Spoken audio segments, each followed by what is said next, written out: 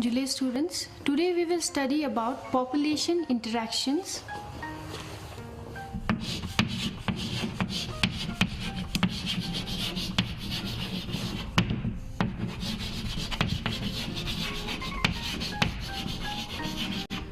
This is also part of organisms and population.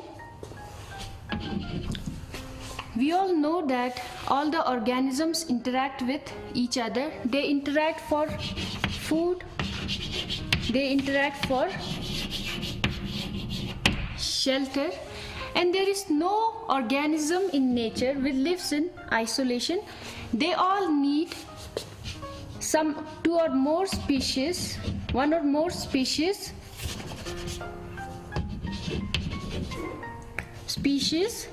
to feed. Even the plants that make their own food, they need help of some other many organisms like soil microbes.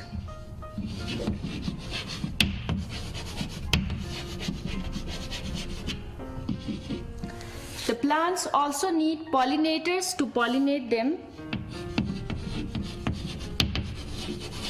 Plant also need pollinators to pollinate them. So in nature, plants, animals, microbes, they all interact with each other to form a community, or we can say biological community. So their interactions can be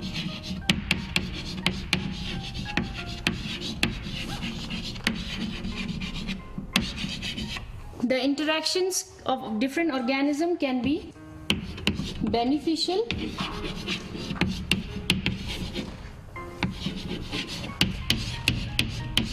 or detrimental,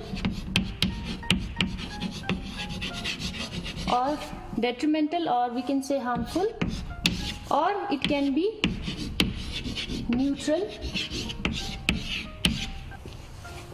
So these are some of the interactions. First interaction is mutualism. In mutualism, both the interacting species, suppose species A and B, they both benefit from the interaction. Next interaction is competition. In this interaction, both the interacting species A and B, they have negative effect or both are harmed. This is third is predation. In this, species A get benefits while other species have negative effect. Fourth is parasitism. In parasitism, one of the interacting species is benefited and the other interacting species is harmed. And in commensalism, one species is benefited and the other has neutral effect, or it is neither harmed nor benefited. Sixth interaction is amensalism. In this interaction, one species is harmed and other species is neither harmed nor benefited. So we will study these interactions one by one. First we'll study about predation. Predation is a type of interaction in which one species is harmed and one species is benefited. The one that is harmed is called prey and the one that is benefited is called predator.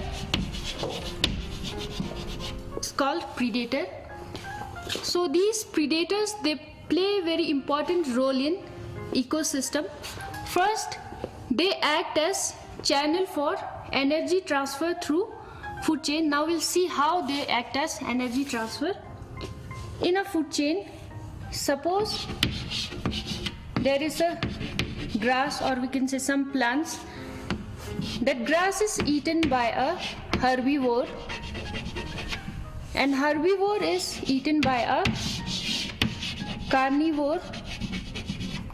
So in this, grass transfer its energy to herbivores, and herbivore will transfer its energy to carnivore. So through predation, the energy is getting transferred, and the predator also keep the prey population under control, and predators also help in maintaining species diversity. Like example, if there is a grassland,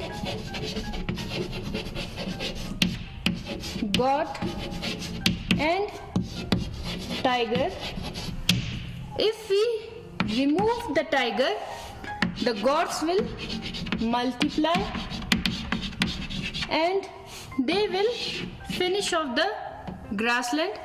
So tiger is essential to keep the prey population, that is goat, under control, and they also help in maintaining the species diversity. Next is, many prey species achieve high density and cause ecosystem instability. Like when some exotic species is introduced into an area, like exotic species are species that are not found in natural habitat. So when prickly pear, it is a type of cactus, was introduced in Australia, it started multiplying at very high rate because its natural predator was not in that area.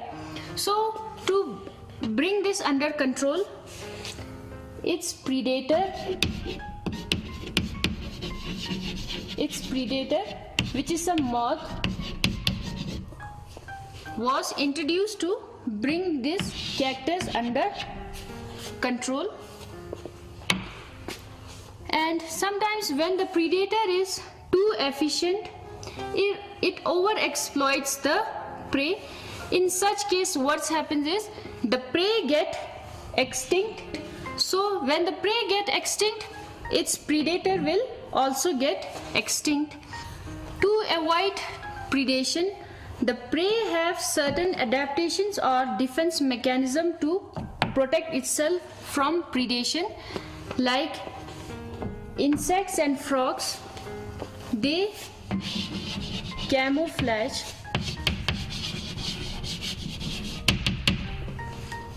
They blend with surrounding, or they change their color. Here in the picture you can see frog has blended with its surroundings. The frog won't be visible to its predator. Next is mimicry. In mimicry, an organism mimics a harmful organism. One such example is monarch butterfly and viceroy butterfly. The monarch butterfly is distasteful to its predator.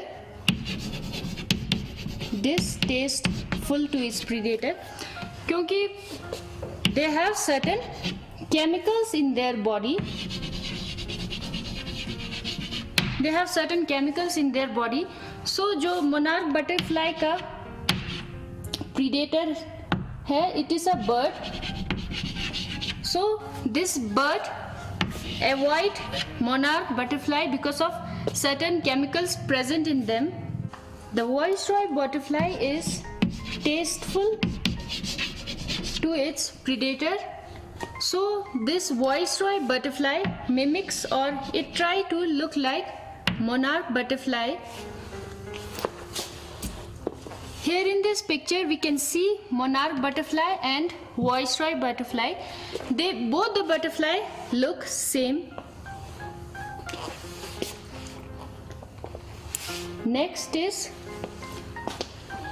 Next mechanism is plants also have defense mechanism to avoid herbivores. Predator of plant is herbivores, and to avoid the herbivores they have certain morphological adaptations, like they have thorns and spines, and they also have certain harmful chemicals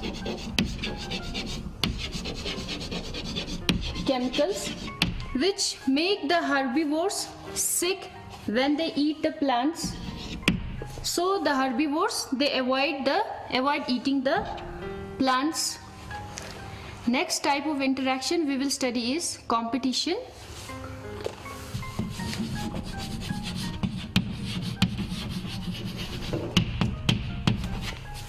Competition is a type of interaction in which both the interacting species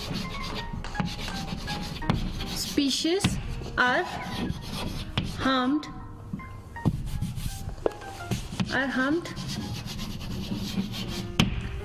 Competition is of two types.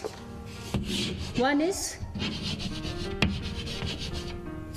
intraspecific competition and another is interspecific competition. In intraspecific competition occurs between individuals of same species, and in interspecific competition the competition occurs between individuals of different species.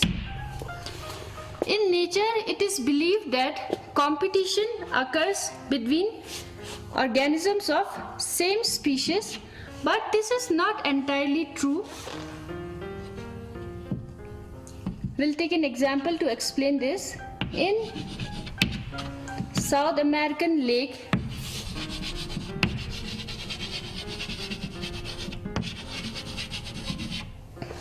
flamingos, they visit the lake and compete with the resident fish which is already there in the lake, and they have a common food, that is zooplanktons.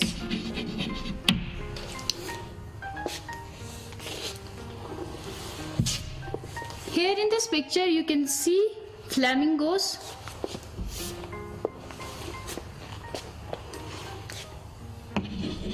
Next, competition also occurs when the resources are unlimited.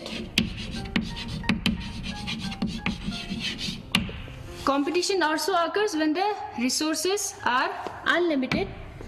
Example, in Galapagos Island,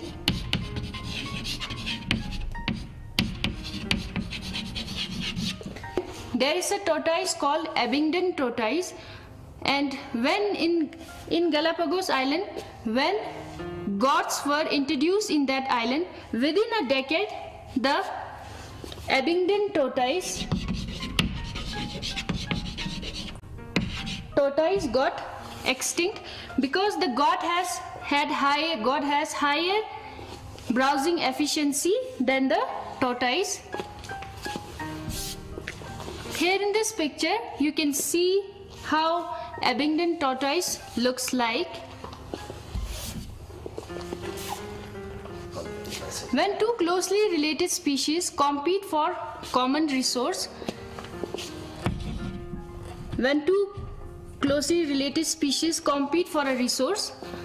one of the weaker species gets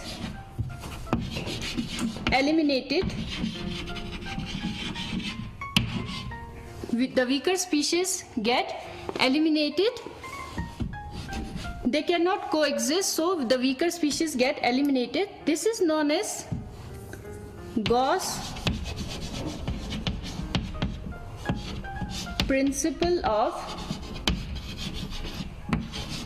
competitive exclusion. That means species which are closely related, they cannot exist for long, either one will be eliminated. So in order to coexist,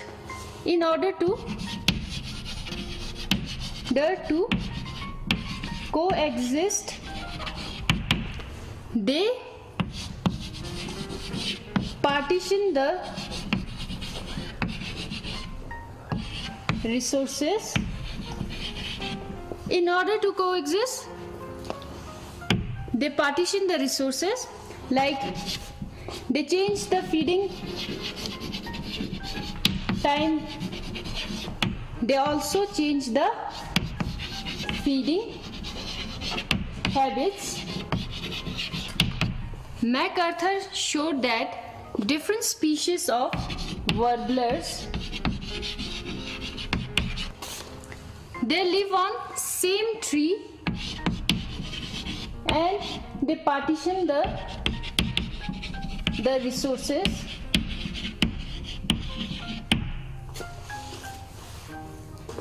Here in this picture you can see different species of warbler. They live on same tree but they feed on different sides of the tree. Some feed on top parts, some on the middle and some on the bottom. Next interaction we will study is parasitism.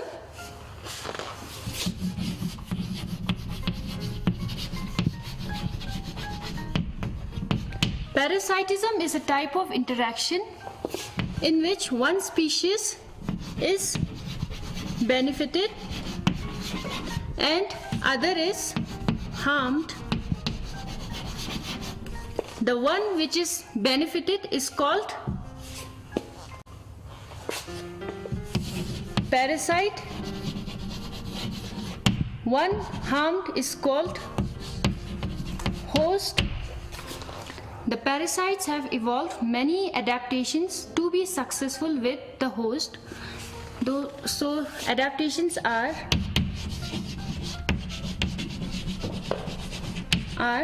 first is loss of unnecessary sense organs, loss of digestive system because they get digested food, adhesive organs or suckers. They have adhesive organs or sucker to cling on their host or to catch the host, and they have high reproductive capacity.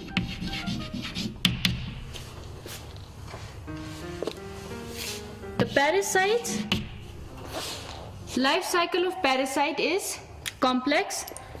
The parasite sometimes need two hosts to complete its life cycle. And the parasites are of two types.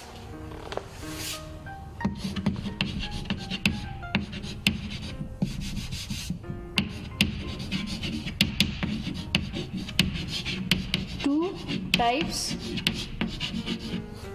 One is ectoparasite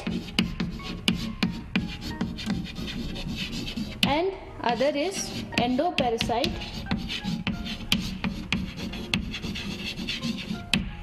Ectoparasites are the parasites that live on external surface of host. Example is lice on human beings. Similarly, ticks on dogs, and also Cuscuta plant.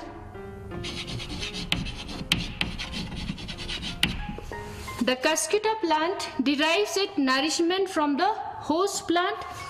So, in course of evolution, this Cuscuta plant has lost its chlorophyll and also leaves, because they don't have to make the food, they derive nourishment from the host. Next is endoparasite.